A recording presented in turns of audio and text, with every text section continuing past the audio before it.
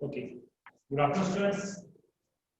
हमने last 2 days से journal के अंदर किस तरह से अकाउंटिंग ट्रीटमेंट करते हैं, किस तरह से ट्रांजैक्शन को रिकॉर्ड करते हैं, इसको हमने डिस्कस किया था। अब उसी सीक्वेंस में आज हम कुछ और डिफरेंट ट्रांजैक्शंस की हम बात करेंगे, बट उससे पहले थोड़ा सा मैं रिवाइज करूंगा जो कल लास्ट टाइम में क्लास के एंड में मैंने बताया था कि कोई भी गुड्स और एसेट्स परचेज करें, कोई भी गुड्स और एसेट्स हम परचेज करें और किसी पर्टिकुलर पर्सन और इंस्टीट्यूशन का नेम गिवन हो, नाम दिया गया हो, तो वो ट्रांजैक्शन कभी भी नकद नहीं होगा, कैश में नहीं होगा। वो ट्रांजैक्शन कैसा माना जाता है? वो ट्रांजैक्शन ऑलवेज क्रेडिट ट्रांजैक्शन माना जाता है। और क्रेडिट ट्रांजैक्शन में कभी भी कैश नहीं आ सकता, कैश इफेक्ट नहीं हो सकता। इस बात को हमेशा आप माइंड में रखना। Is it clear? अब थोड़ा सा हम आगे और बढ़ते हैं। पहले ट्रांजैक्शन आपके सामने लिखता हूं।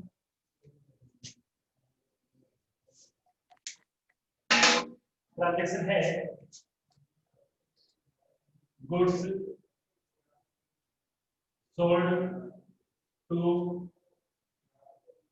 Ram 5,000 rupees for cash. अब देखिए, कल जो ट्रांजैक्शन था उसमें केवल गुड्स सोल्ड टू राम इतना ही जब आता है क्वेश्चन के अंदर, तो हम उसे क्रेडिट ट्रांजैक्शन अज्यूम करते हैं, मानते हैं। बट नीचे कुछ और भी लाइन आती है, वो कैश। इसका मतलब क्या हुआ कि राम को बेचा किसके लिए? कैश के लिए। तो जब ये लाइन आपको मिलती है, इसमें से अब वो ट्रांजैक्शन क्रेडिट नहीं है। क्यों नहीं है? कैश के लिए इंफॉर्मेशन आ चुकी है। जैसे मैं कहूँ कि मैंने राम को माल बेचकर, गुड सेल करके पैसा ले लिया, तो राम को गुड सेल करके पैसा ले लिया, तो अब वो क्रेडिट कहाँ है? अब तो कैश में कन्वर्ट हो चुका है। तो कैश के लिए, कैश के रिगार्डिंग क्लियर इंफॉर्मेशन हो तब तो वो कैश ट्रांजैक्शन ही होगा। बट कैश के लिए कोई इंफॉर्मेशन ही ना हो तो वो क्रेडिट ट्रांजैक्शन होगा। ये बात आपको हमेशा दिमाग में रखना है। फिर रिपीट कर रहे हैं, रिपीट ओनली। आपको ये कहा जाता है good sold to Ram Mohan son जो भी है, और इसके अलावा कोई इंफॉर्मेशन नहीं होती है, तब वो ट्रांजैक्शन ऑलवेज क्रेडिट ट्रांजैक्शन होगा। बट कैश के लिए क्लियर इंफॉर्मेशन है, तब नेम गिवन होने के बाद भी वो ट्रांजैक्शन आपका ऑलवेज कैश ट्रांजैक्शन होगा। क्लियर? तो इस केस में बात करते हैं कि बिजनेस के पास क्या आया। तो बिजनेस के पास क्या आया? कैश आया। कैश हमें पता है रियल अकाउंट होता है, और रियल अकाउंट का रूल क्या है? रियल अकाउंट का रूल क्या है? तो रियल अकाउंट का रूल है what comes in debit and what goes out credit. तो यहाँ पे क्या है? कम्स इन है, आई मीन कोई वस्तु आई है, और जब जब कोई वस्तु आती है तो हम उसे ऑलवेज डेबिट करते हैं। ओके, अब टू में क्या करेंगे? सेल्स। क्या करेंगे? सेल्स यूज करेंगे। अब यहाँ पे राम का जो नाम है, राम का जो नेम है, वो यूज नहीं हुआ। क्यों नहीं हुआ? क्योंकि हमने केस के रिगार्डिंग क्लियरली इंफॉर्मेशन गिवन है, दी गई है। Is it clear? ओके, अब हम क्या करते हैं? हम उन ट्रांजैक्शन की बात करेंगे। वैसे इसका नरेशन क्या होगा? Be goods sold to Ram for cash. आगे क्या मेंशन करना है? For cash. इट मींस हमने राम को गुड सेल किया और हमें क्या मिल चुका है? पैसा मिल चुका है। हम राम को क्रेडिट नहीं दे रहे हैं, हम उनको कैश में ही गुड्स सेल कर रहे हैं। इस लाइन का मतलब ये होता है।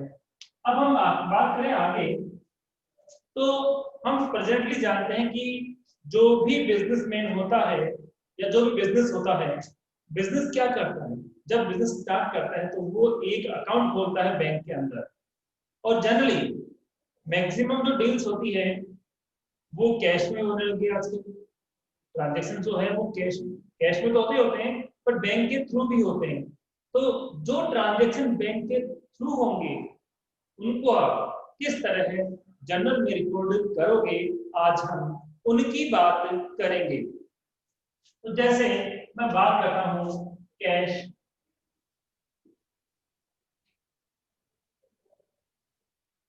Deposited into bank. ये ट्रांजैक्शन मैंने लिखा cash deposited into bank. Suppose amount हम अज्यूम करते हैं कि 10,000 रुपीज हमने बैंक में डिपॉजिट कराया, तो इसकी एंट्री आप क्या करोगे, किस तरह से इसको जर्नल में लिखोगे? तो वही बात है हमारे माइंड में कि सबसे पहले कौन सा स्टेप है, आइडेंटिफिकेशन ऑफ अकाउंट, बट अब माइंड में ही उसको रन करना है। देन हम रूल्स को अप्लाई करेंगे और जब दोनों काम कंप्लीट हो जाएंगे, दोनों स्टेप्स कंप्लीट हो जाएंगे, देन हम लोग एंट्री पास करेंगे। ओके, तो इसके अंदर एक को क्या दिख रहा है, डिटेल से एक्सप्लेन कर रहा हूँ, कैश, और एक हमें क्या दिख रहा है, बैंक। इस ट्रांजैक्शन में कितनी चीजें, कितने कितने पार्टीज, कितने पॉइंट्स, एलिमेंट्स इफेक्ट हो रहे हैं? दो एलिमेंट इफेक्ट हो रहे हैं, कैश भी इफेक्ट हो रहा है और बैंक भी इफेक्ट हो रहा है। अब कैश कौन सा अकाउंट होता है? You know very well, cash is real account, but bank. तो आप मुझे अभी फास्टली रिप्लाई करके बताइए कि बैंक कौन सा अकाउंट है? I mean bank personal account है, रियल अकाउंट है और नॉमिनल अकाउंट है? कौन सा अकाउंट है कैश? फास्टली मुझे आप आंसर देकर बताइए फास्ट। बैंक किस अकाउंट की कैटेगरी में आएगा? पर्सनल होगा, रियल होगा, अदरवाइज नॉमिनल होगा? जल्दी से रिप्लाई करके बताइए। Personal account, very good.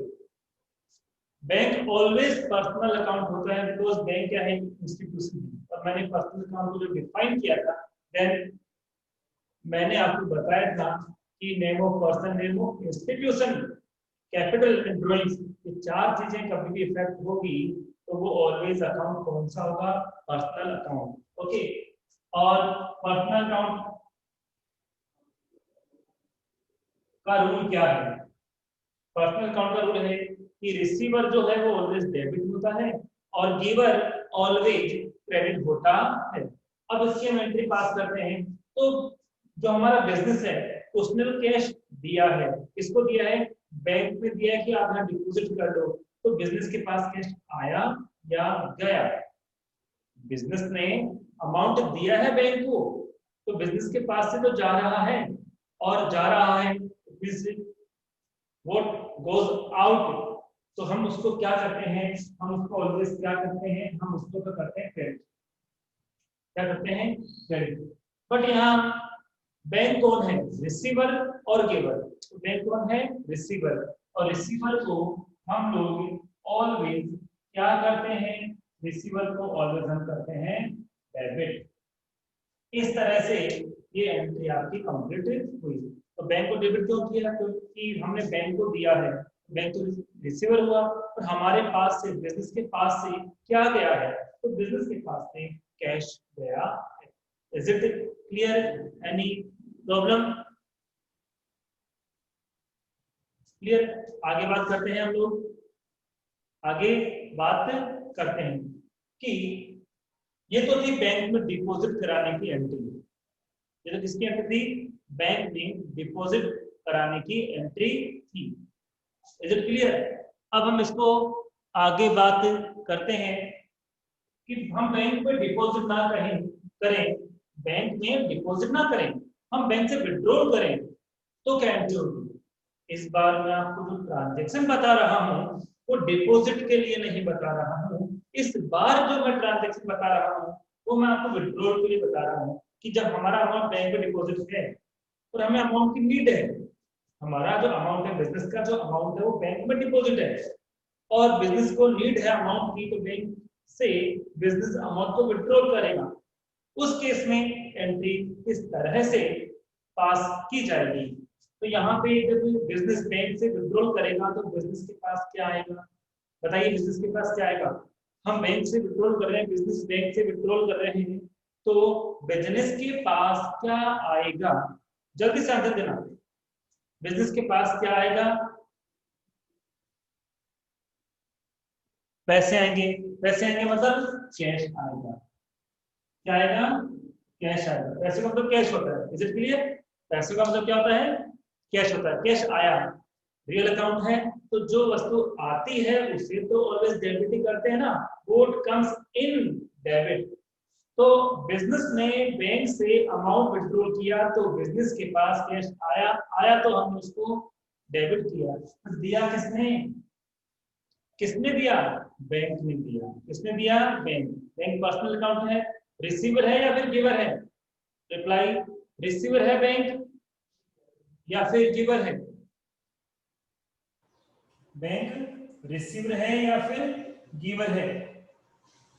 तो बैंक क्या है यहाँ पर? बैंक यहाँ पर गिवर है, और गिवर को ऑलवेज हम क्या करते हैं? गिवर को ऑलवेज क्रेडिट करते हैं। Is it clear? क्या दोनों ट्रांजेक्शन आपके समझ में आ गए हैं? क्या दोनों ट्रांजेक्शन डिपॉजिट का और विड्रॉल का आपके समझ में आ गया है?